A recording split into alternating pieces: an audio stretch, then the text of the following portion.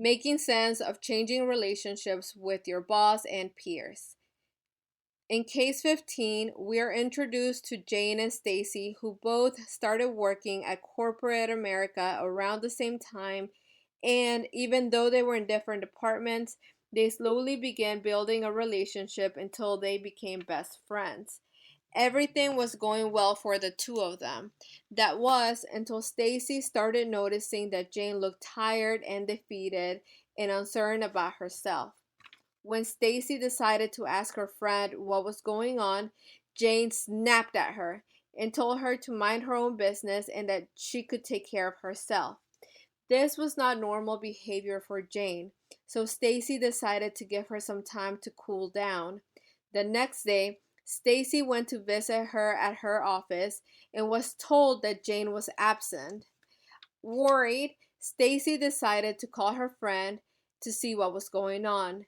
Jane insisted that she was just a little tired and that she would come back to work the next day. But when the next day came and Jane didn't show to work, Stacy decided to drive 40 miles to Jane's house to see what was wrong with her friend. After asking and asking, Jane finally decided to share with her friend what was happening with her. Jane told her that she was a great employee and that she was even put on a fast track to a promotion because of all her accomplishments and awards. That was until a couple of weeks ago when she noticed that Dan, her supervisor, was getting reprimanded because of his conduct with an important client. After that, she went back to work and noticed several of her top accounts were missing. She went to Dan's office to explain to him what happened and to ask him for help. Instead of giving her an explanation, Dan told her that he had transferred her accounts to another employee. She questioned this, but Dan told her that she could either take it or leave it because she wasn't even valued in the company. From that moment on, Jane's relationship with Dan went downhill. After talking to Stacy and with a ton of encouragement, Jane decided she would go back to work. But she could not stop thinking about everything that happened and how she felt in the company. She was trying to figure out what happened to make Dan treat her this way. She decided that she would ask around to see if anybody knew anything that would help her understand what happened. She asked her peers questions like, "Are there new policies on accounts?"